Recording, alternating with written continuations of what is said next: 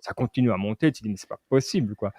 Mais d'un autre côté, quand tu parles à la plupart des gens, qui sont dans l'économie des plus petites sociétés, tu vois bien que c'est très, très dur. Et il dit cette réalité, elle existe et il y a des chiffres pour le montrer. Il a plein d'exemples, il est hyper intéressant et surtout il est connu pour avoir fait un truc qui est assez fou. Les conducteurs, tu vois, il y avait plus assez de conducteurs de taxi. Mmh. Bref, c'est vraiment le moment où tu croyais plus trop, à ce business model des taxis. Avec sa société, ils ont analysé les chiffres et ils se sont dit: «Non, il y a vraiment une opportunité de faire une société de taxi data driven».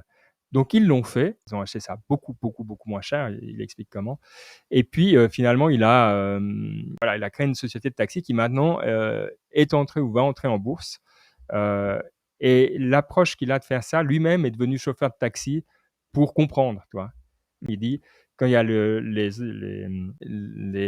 syndicats qui sont venus faire la grève devant chez lui, tu vois, il est allé vers eux, il leur a amené le café, il a discuté.